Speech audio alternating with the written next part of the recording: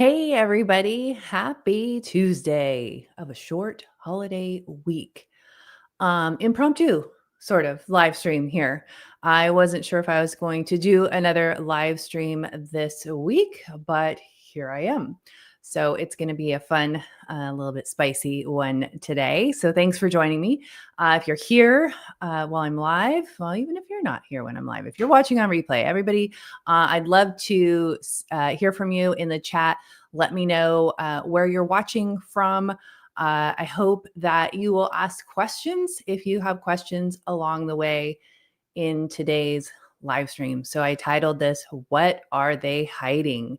And I had a really interesting experience this morning that I'm going to share with you all. And then we are going to dive into the content that I put out that seems to have gotten me blocked by a parental rights group here in Florida. They're part of a national parental rights group. And it's very interesting. So I want to talk to you guys about really just how I have seen all of these things working, sort of this whole political world, political scheme. And when you tell the truth about things, if it's an uncomfortable truth, or if it disrupts the agenda, there will be an effort to silence you.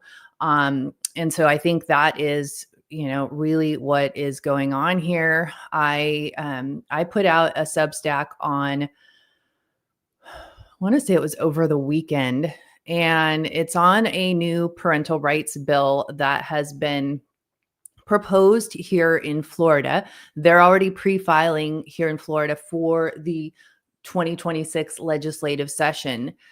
And now we're also going to talk about a bill that's at the federal level. That is, it's a model policy, and I've been talking about model policy a lot lately because we're seeing it, especially in the parental rights movement. And this parental bill of rights, parental rights amendment, constitutional amendment, is a model policy that is coming from a national organization that then gets pushed out to lawmakers. What they do is they create the bill, they draft the bill, and then they find a legislator who will run the bill, and they find advocacy groups, and a lot of, in this case, since it's a parental rights thing, they find parent organizations who are willing to write op-eds and post about it on social media and really drum up support for these policies. For the most part, they are political messaging pieces. They're really PR kinds of bills. And the reason I'm so passionate about parental rights, if you've been watching Conservative Ladies, or if you've been following me for any length of time, you know that I have been fighting this firsthand, fighting government interference in my family firsthand for the last several years. And it actually goes back even prior to that. So I'll give you a little bit of background. When my kids were pretty young, this was 2012. So my son was in third grade at the time. My twins were in first grade, and my oldest was in high school. And the three younger ones have a different dad than the older ones. And I was a single mom. It was the Friday before Christmas. School had just gotten out for Christmas break. My son had been having a lot of issues in school that were just sending off red flags, and we couldn't really figure out what was going on. And on this particular Friday, we learned, and when I say we, I'm talking about my oldest, because we sat down for a family meeting, me and the kids, and found out that the children were being abused by their biological father. And so that set into motion a criminal case. We ended up going through 2 criminal investigations. And then there was, of course, a civil case, because you have to then go back to the court and have them amend your parenting plan. And so if you have never been through a divorce with children, you probably are not necessarily aware of all the government interference that happens when you create a parenting plan with a co-parent. And it really is eye-opening.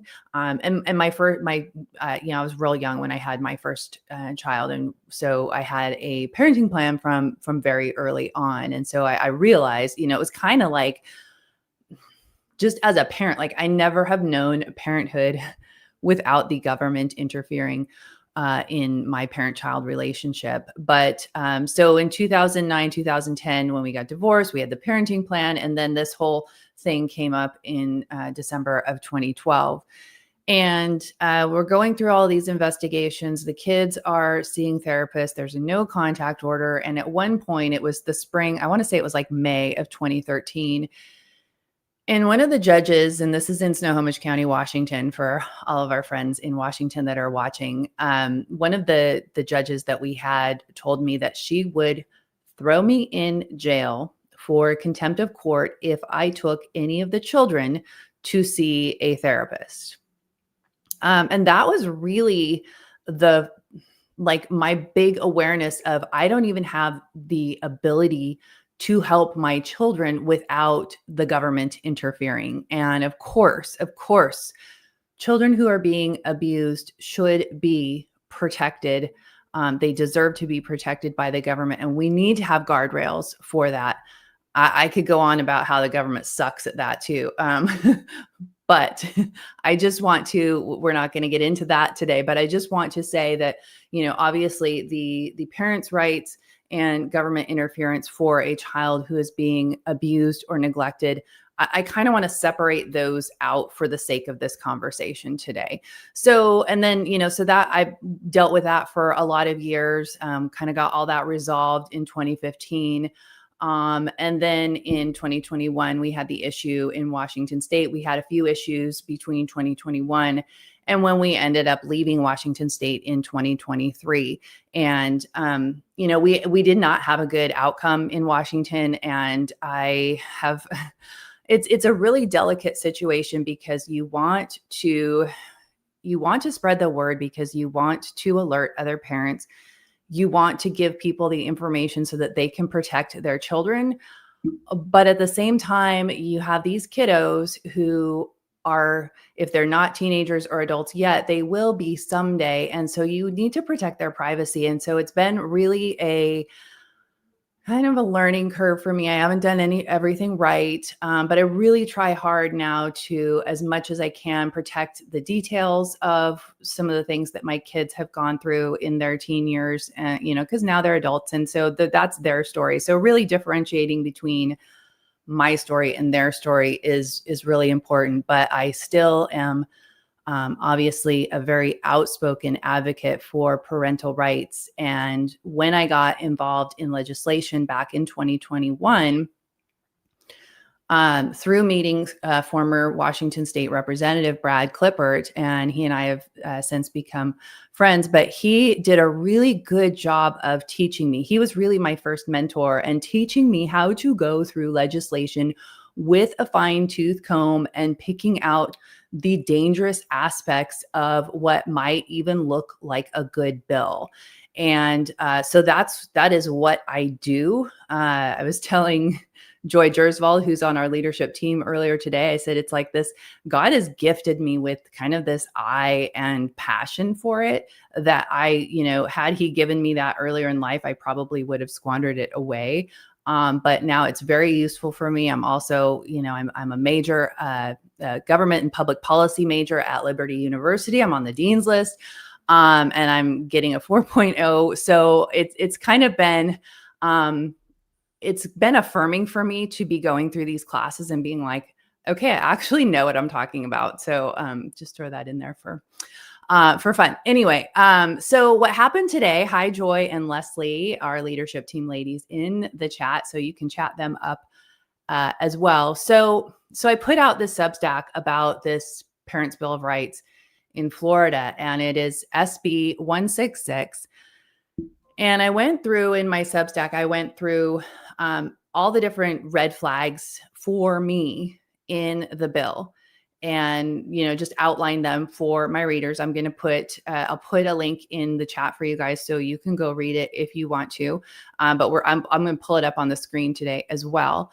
And I didn't want to just point out the red flags without having a solution. And so I offered what I thought would be good fixes, ways that the legislators in the Florida State Legislature could amend the bill to make it better and really protect parents' rights. And it's interesting because there's this Facebook group called Parental Rights Florida, and they're part of a national organization. And I believe like it's parentalrights.org is their website. But they're also the gal that runs the Parental Rights Florida. Her name is Patty Sullivan, and she's also on the board of directors for the Parental Rights Foundation. The Parental Rights Foundation is the one that's drafting this model policy that they're pushing out to all these states. It passed, the constitutional amendment passed in Texas. Just a couple weeks ago, we had the Grayson County Conservatives on. We did a live stream a couple of weeks ago to talk about that and go through line by line what has taken hold in Texas, what has passed. They've got like I said, they've got a bill in Congress. We're going to go through that as well. That would amend the United States Constitution to add a Parents' Bill of Rights to the United States Constitution. I don't need the government to give me rights to my child. I made the child. I carried the child. I birthed the child. I support the child.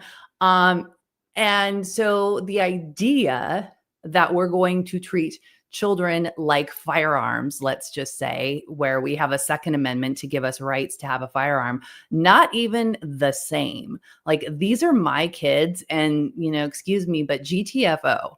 Like, unless I have proven that I can't take care of my kids, or I have neglected my kids, or I have abused my kids, you can kindly go pound sand, government. And that should be our lens when we're looking at any policy that seeks to, do anything in regard to our parental rights. And so this organization is linked up with the Parental Rights Florida. And so I posted this Substack on my Facebook page, and I happened to go to their Facebook page today, and I couldn't find it. Like, I just searched it up and I couldn't find it. And I was like, well, that's weird. And so I asked Joy, I'm like, hey, like, because I start thinking, well, maybe it's called something else, because it's not a page that I don't think I've liked it. Maybe it's called something else. So I asked Joy, I'm like, hey, can you find this Facebook page? Well, she couldn't find it either. So I had to go through a back door, and sure enough, Parental Rights Florida page is still there, and I have been blocked, and Joy has been blocked. Why? Like, why would you block me? I didn't comment on their post. I didn't engage with the post. Nothing. I didn't even tag them in my Substack. I didn't tag them when I posted my Substack on Facebook, yet they have blocked me from their Facebook page. And so when you block me like that, I am going to get louder. There is nothing that like, you just poked the bear.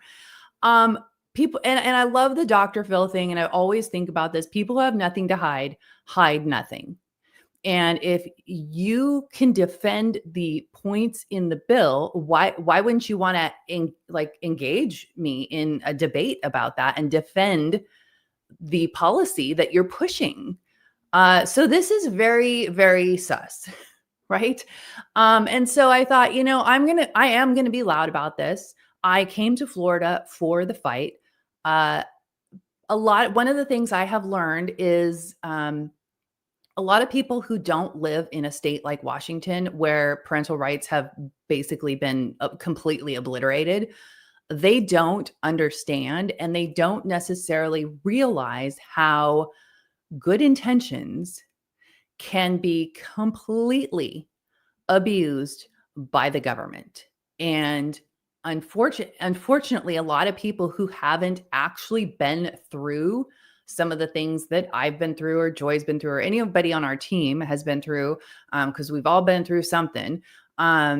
or people, that we have in our Conservative Ladies of Washington membership. We have I've heard so many stories from parents who have been completely violated by the state government, by the school district. I could go on for hours, just giving you different situations that have come to, that people have brought to me that they have actually walked through.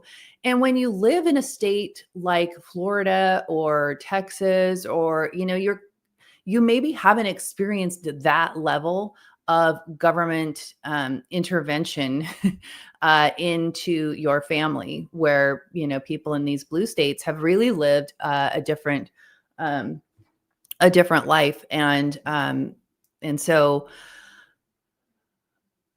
I thought it was really strange that they would block me rather than have a conversation. But like I said, I came here for the fight. I want to make sure that people in Florida, that laws in Florida don't ever allow what has happened to my children and our family to happen here. And unfortunately, the laws here in Florida actually a lot of issues. And when I got here in 2023, 3 weeks after we moved here, I went to a school board meeting, and it was summer of 2023. And they had this big mental health budget item that they were passing at the school board. And I don't know if you guys remember this, but it was 2022 when Sarasota County, that's where I live, Sarasota County School Board flipped conservative. And it was like this huge deal. It made national news. And so I'm shocked that the conservative school board here in Sarasota, that made national headlines, is putting all this mental health crap into the schools, because I know, based on my experience in Washington, how bad and misused that can be. And so I went and I spoke at the school board, and the room was filled with leftists. And that is always the case at the school board meetings. At least here in my county, the left, you guys, the left is really good at activism. They're great at showing up for these meetings. They're great at organizing and having their talking points down. And it seems like every time our county has a school board meeting, there's a line out the door of people on the left to, talk about whether it's LGBTQ policies or, anti-Charlie Kirk stuff or mental health or what have you. So I noticed it right away, and it was like, I didn't expect it to be some like conservative utopia here, but certainly it's worse than I thought, and it's worse actually in pretty much every red state. So if you're gonna leave your blue state, you got to go and fight. So let's dig into this bill that the Parental Rights Florida has blocked me from their page over, and the Substack that I wrote. I'm going to walk you through my red flags. You can see for yourself. And, I always say, if you have questions or if you don't agree with me, that's great. I love to have a conversation. I welcome having conversation. I think that's how we can, refine and fine tune our positions on things. That's how we can make bills, legislation, and policies better for people and for our families and for our kids. So let's pull this up. Okay. Here is the Substack, and I go through a bunch of personal stuff, but we will just go straight to the red flags in Senate Bill 166. There's also a House bill, a companion bill. So this is very typical, where you'll have the same bill in each chamber, the House and the Senate, and one of them will usually be the one that progresses. And so usually whichever chamber is able to get it moving best is the one that will move. So I want to say it's House Bill 175, but I could be wrong.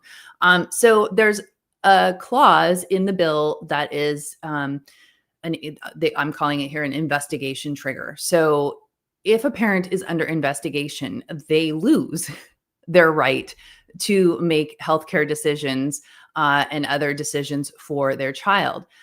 Now, here's something that if you're a Florida parent, you've only lived in Florida, you might not think of, but as a Washington parent who has been through a lot of things, here's how this could be abused. Let's say your kid wants to go by different pronouns at school or something. The school could call CPS and trigger an investigation with CPS. They don't have to have any findings. If you are simply under investigation, you haven't been proven guilty, you haven't been found guilty, you maybe haven't done anything wrong. They go to a counselor and the counselor calls CPS. You can see right away how this under investigation clause could be abused. Parents should not lose their rights to make healthcare decisions for their children unless they have actually been founded to be, to have committed a crime against their child. And I think what we've seen so much of on the left is this, whether it's gender ideology or vaccines, these are things that we see being abused in the public school system. We see it being abused in healthcare as well. And so that's something that should definitely be given consideration in a bill like this. And I want to remind everybody, if you're in Florida, look, Ron DeSantis is not going to be governor for forever. And if we get some squishy purplish, we'll be going back to purple. And right now our options here in Florida for governor I don't like any of them yet. So this is just a screenshot from the bill. The parent is the right to make healthcare decisions for his or her minor child, unless, see, this is foothold into the family, unless the parent is the subject of an investigation of a crime committed against the minor child.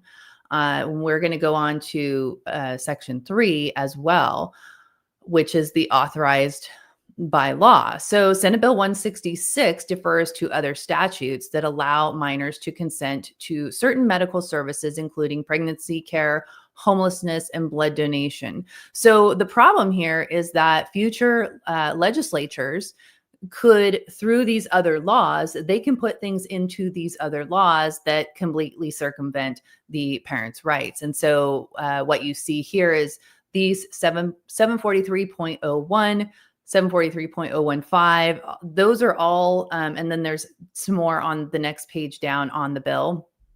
And those are all existing laws. So you have the right unless one of these other laws doesn't let you have the rights. And, this is a thing that if people are just reading the bill or reading the summary or talking points that come to them from the advocates of this bill, they're not going to see these things. They're not going to know maybe I should go dig up in the Florida statutes what 743.01 actually means. Because here you have, right in just this screenshot, you have 6 different laws that would apply to a parent not having right to make medical decisions for their child. Now, there's a survey. Parents would get the right to review surveys. But again, this right to review and consent to surveys disappears if their healthcare rights are suspended under the investigations clause. So this investigation clause is a huge, huge problem. So that means if, and like I said, like the one where, school officials contacting CPS, opening investigation, all it has to be is an open investigation. That would count as being under investigation.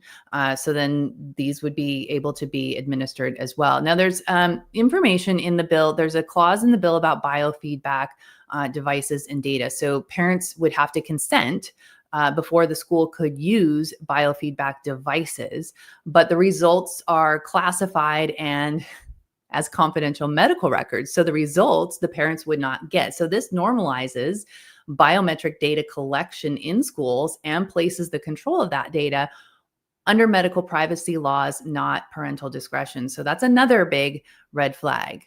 So The special magistrate, I'm going to go on to the repeal of minor crisis autonomy, and I'll come back to the magistrate process in just a second. So Senate Bill 166 repeals the minors' independent access to outpatient crisis.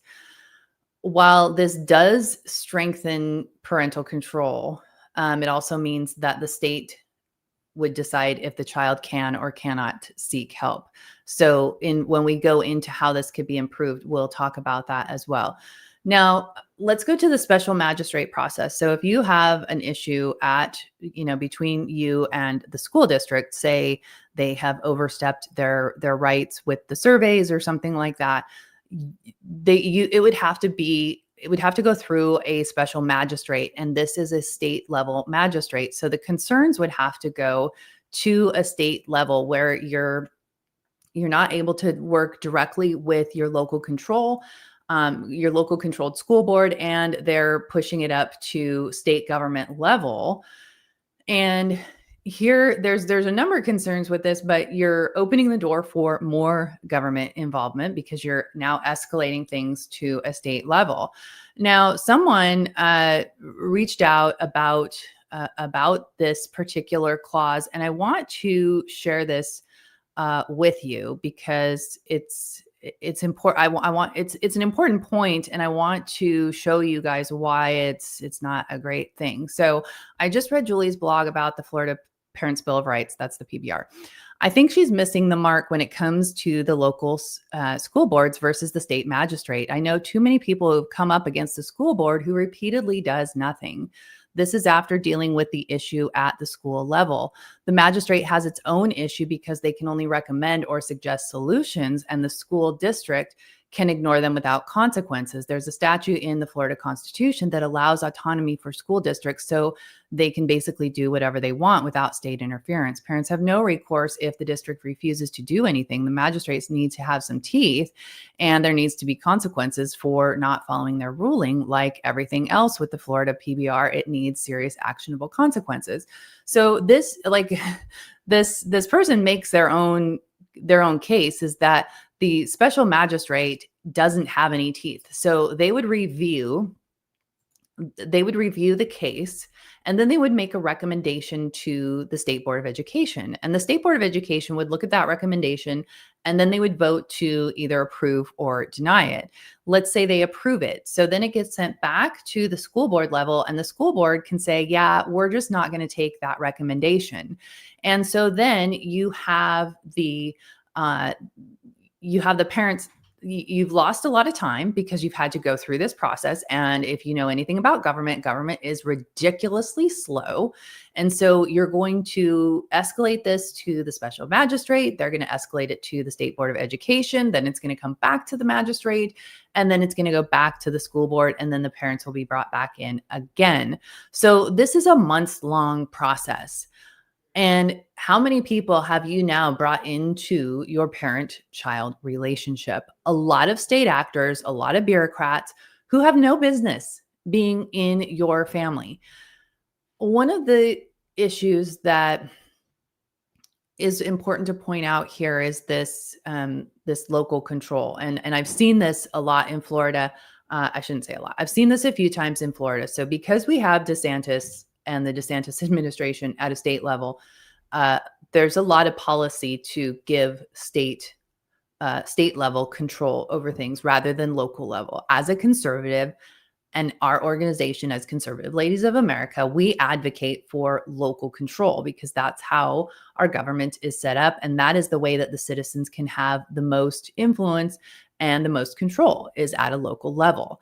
And what I see here, so it's very different. It's the opposite of Washington, because conservatives in Washington will fight for local control because they know at a state level, it's radical left stuff. And so they want to have local control because then you have, like in certain school districts in Eastern Washington, they have really good school boards that support parental rights, don't want boys and girls sports and vice versa, want girls to have private space in the bathroom and boys also. But here in Florida, a lot of your school boards have been captured by Democrats and by the left.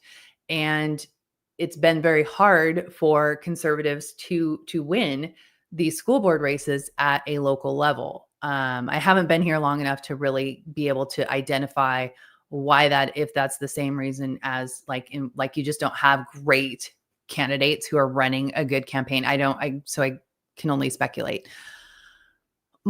So the conservative idea of local control, they don't like that as much here because they don't want the left having that local control. So they want to advance it to the state level because you've got DeSantis and you've got a conservative governor at a state level, and you've got a lot of conservative, um, people that have been appointed to these different positions at a state level. And so it's very inconsistent. And I think as conservatives, we need to be really consistent. And I only have control over myself and my little organization. And so we are very consistent that it's local control. And with this particular bill, it would escalate the dispute to a state magistrate, to the State Board of Education. And I don't think that's ever a good thing. I think instead we should be organizing, strategizing, and really trying to run some good people for school boards so that we have a better system working for our students and our families. And so just kind of wanted to share that comment with you, because I think that's probably a common comment in a red state that has a decent governor, as we currently do. But hopefully my case, and you don't have to, I don't need everybody to agree with me. I love having debates with people, respectful debates when we don't always agree on everything, because that is really how you learn more. And through having debate or discussion on things where you don't necessarily see eye to eye, you might learn more and you might change your position. So I always think that's a good thing. I want to now go through, before we go to the federal Parents' Bill of Rights for the United States Constitution, I want to look at how I think that this bill could be improved. And this is what's weird, is that they blocked me. I'm going to show you guys actually really quick. I have a screenshot here. So, okay. This is the Facebook page for Parental Rights Florida. And you can see they're talking about it, and they want people to contact the Senate president and the House Speaker. I couldn't get there, so I got this through other means. But this is, so Patty Sullivan is she runs Parental Rights Florida. And so she had shared the original post. And as you can see, this content isn't available right now, which means you've been blocked. And again, it's like, why would you block me? If you can support everything in your bill, why wouldn't you want to try to bring me over into your camp? And why wouldn't you want to convince me so that I could help support your bill? And so the other thing that I thought was weird is that in my Substack, I didn't just say this is a horrible bill, we've got to oppose it at all costs. I actually put in here how I think that this could be improved, because I don't think it's necessarily a terrible bill. I can't support it in its current status, but what if we could talk about this and maybe make some amendments, get the legislators to make some amendments to make this a better bill that would actually protect parental rights. These are my suggestions: raise the threshold for state override, require a judicial finding of probable cause or conviction before parental rights are suspended, not just an investigation. I really have a problem with that investigation thing. And I will, in all transparency, I will tell you, with everything that we went through in Washington, there were several CPS investigations. All of them were dismissed, but because you have actors in the social worker system and the school system, you are going to get, that's the kind of thing that they do when they want to cut parents out of the mix. And so just having an open investigation would cut parents out of the mix here. And I think that's very, very dangerous.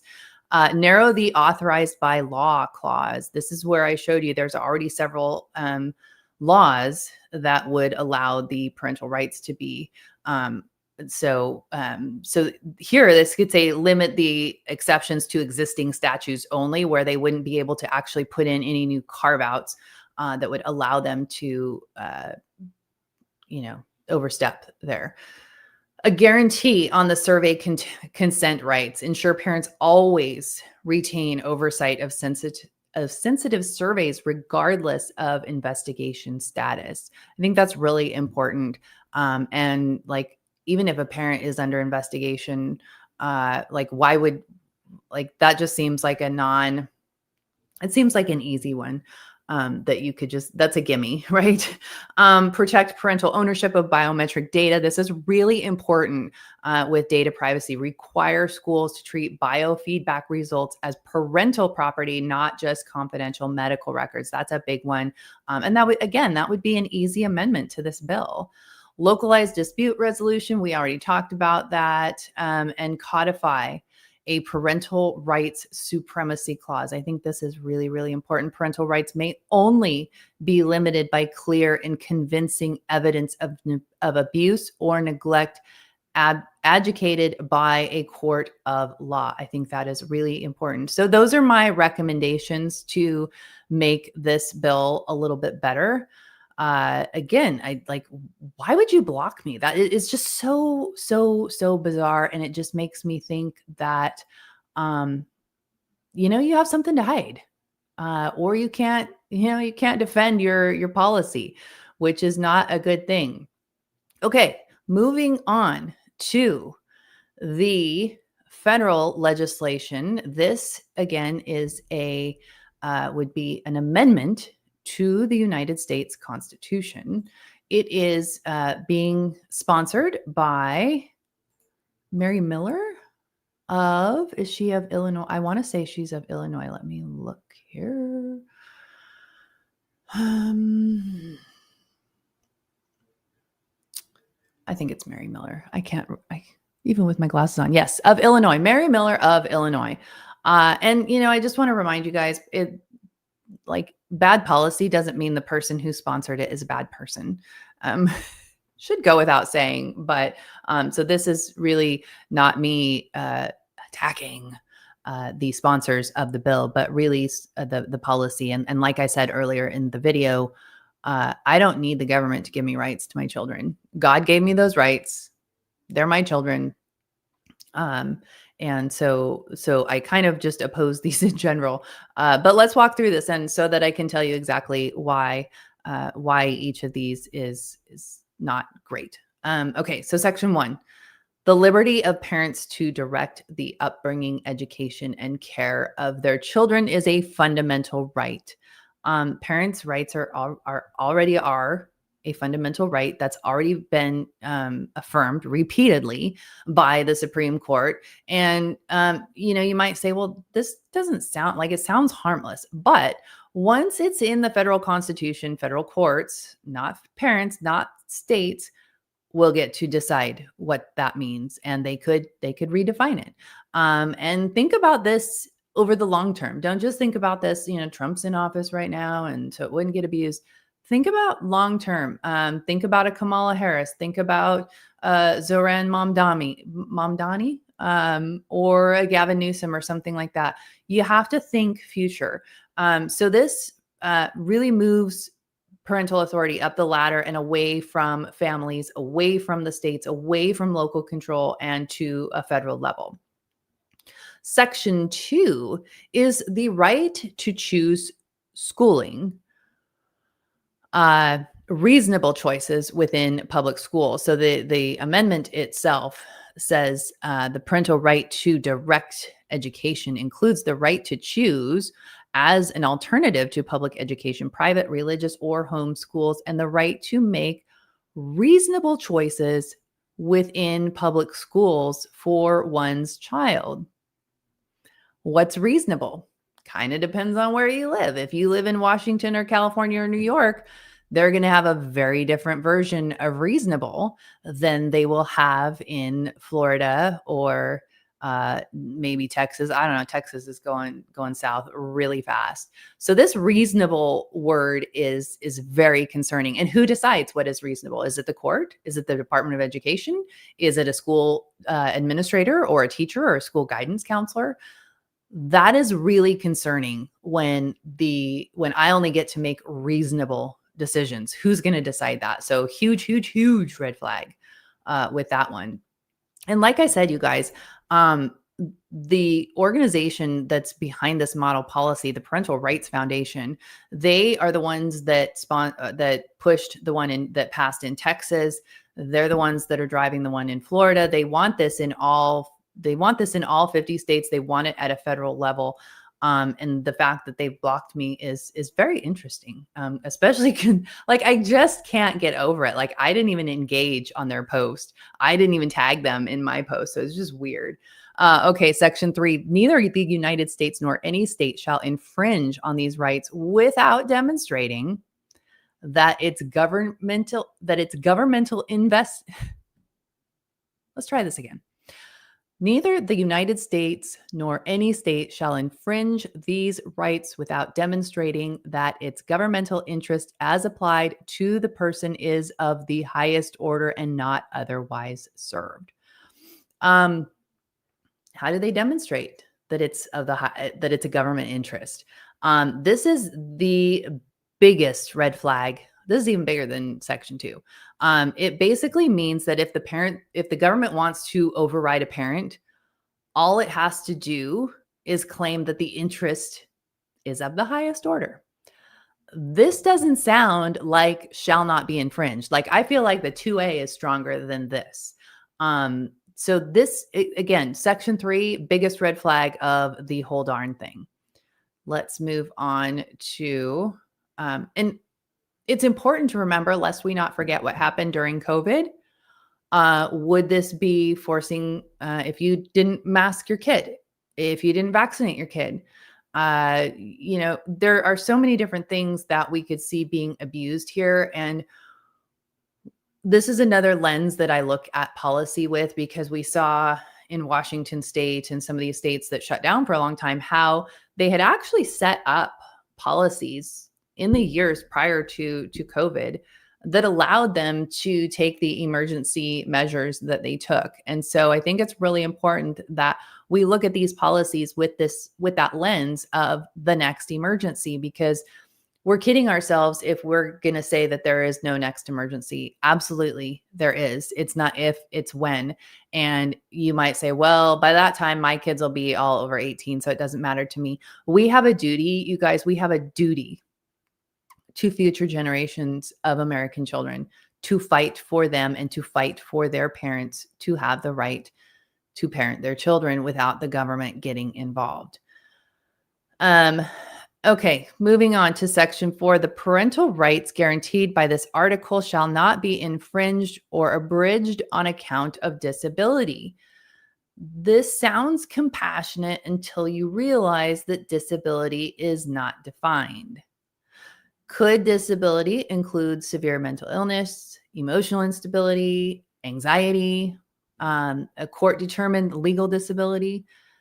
Absolutely. So this section could inadvertently shield abusive or unstable situations while stripping states of the ability to intervene. So a lot of red flags with this. I hope that this doesn't pass. It is, and I'll put up, all of this is on the, the first one is in my personal Substack, but you can find that if you just look up Julie Barrett in Substack, it'll bring you to my Substack. But the one about SJR, what is it? 137 or something like that. And I've got everything linked in there as well. I believe they need, as they do in the state level, they need 2/3 of Congress to vote yes to pass a constitutional amendment. So it must pass the House and the Senate, and then it would go to it would get voted on by, gosh, I can't think of the name, but like 37 states. What do they call that? Maybe somebody can, it's slipping my brain right now. 37 state governors would vote on it for it to be adopted as a new constitutional amendment. And I think I don't really see it moving forward this session. There's so much that Congress hasn't done.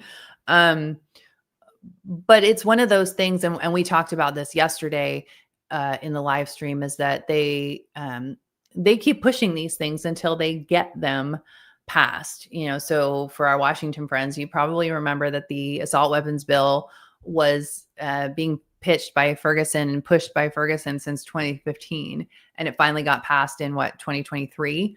So they are very and it doesn't matter if it's Republican or Democrat, they're very persistent about pushing these policies along. Now, the Parents' Bill of Rights is being championed and supported by many parental rights groups and conservative think tanks and Republican lawmakers. And so I kind of want to just talk to you a little bit about why this is. So it's very politically advantageous for Republicans to support this type of legislation, to sponsor this type of legislation, because it sounds really good in their messaging. Mary Miller can, in her reelection, she can talk about this is one of the bills that she's sponsoring. Even if it hasn't passed, she's at least sponsoring it and pushing for parental rights. And this sounds really good to the constituents, to the voters. And most people aren't like me and, our team, and like digging into the fine print and trying to find out, is this really a good protection for parental rights or not? And so a lot of bills will never see the light of day. They'll never get passed, but they make good messaging pieces, and they show constituents, they show voters, they show donors what your legislator or what your think tank or what your parental rights organization is doing to help advance these agendas. And so that's a big part of why you see this. We're seeing this with the App Store Accountability Act and with the GUARD Act. And we see it with a lot of education policy and a lot of social media and AI policy. We're seeing the same sort of thing. And this is something like I never paid attention to it until I got involved in policy. I never really knew that. And, when I first got involved in policy, I would look at what some of these people were pushing and I thought it sounded good and stuff. And then when you actually learn about policy and you dig into the fine print, you realize that, gosh, these aren't really as good as they sound. And they really give the government a foothold, a foot in the door for your family, or they're collecting data, or it's a gateway to digital ID. Government mandates are not good. More government involved in your family is just not good.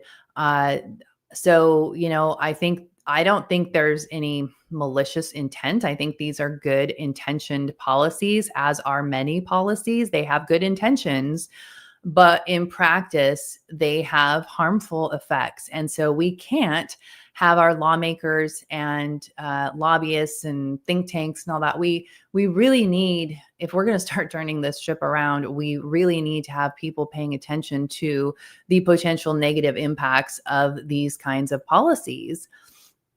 And totally lost my train of thought. You hear a lot of bad things about Thomas Massie. And when I say bad things, it's like, well, he votes no on a lot of things, which isn't true. He doesn't get any bills passed. I hear that a lot, actually, from people. Well, this person isn't a great candidate because they don't get any bills passed. There are literally hundreds of bills proposed every single session, whether at a state level or a federal level. And what we don't need are more laws. Every bill is more regulation, and more laws pushed onto the American people. I always say if I was a lawmaker, I'd just sit back and vote no on everything because we don't need any new laws, but we do need to repeal a bunch of stuff. And so if you look at the bills that Thomas Massey files, he actually, two of them, the Smith-Mundt Act is one. He's got a bill to repeal that. And he's got a bill to abolish the Department of Education, like actually abolish it, not just put it off onto other agencies. And that's what I love about him, because we do need somebody that's going to do that. Of course, his bills will never see the light of day because that's not what government does. Government doesn't shrink; it just grows, and it always grows. And so when you give them an inch, and that's another lens that we need to look at these parental rights bills through, is that they're taking an inch and they'll come back and grab another inch and another inch. And this is exactly what happened with Washington State. As I've gone through down the rabbit hole on the decades of these anti-parent laws being implemented, they were always, some of them were pushed by Republicans, and they had good intentions, but in practice, they had very negative consequences for families. And that's exactly what we have here. And so I really, I wasn't planning to do this video today. Yes, Robert Lawson, the road to hell is paved with good intentions. So very true.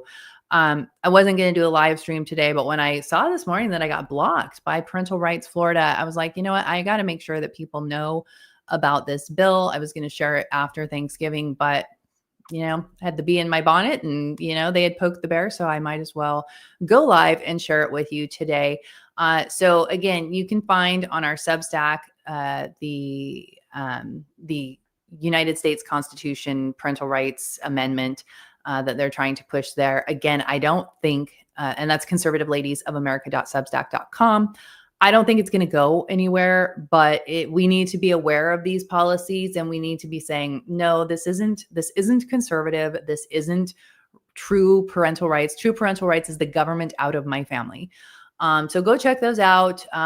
Love your feedback, you guys. So comment on the video if you have questions, or if you read these bills and you have another position on it. I would love to hear from you. I'd love to take that into consideration. I think it's important that we consider different viewpoints on all sorts of things. So I don't think I will be back again before Thanksgiving. I mean it for real this time, maybe. So if I don't see you again, happy Thanksgiving. Please do share this video far and wide. The parental rights thing is such a huge issue, and it's the thing I am most passionate about. And we need parents to know exactly what these parental rights bills are, so that they can talk to their legislators and get these things changed up. I imagine the Florida bill, Senate Bill 166, will actually be passed because we've got a supermajority here in Florida, and rhinos love to, squawk about all these good things that they do for parents, even if it's not good. They know that people won't go down the rabbit hole and look up the real facts. So anyway, please share far and wide. Thanks so much for joining me today. I hope you have a great Thanksgiving, and I'll see you next time.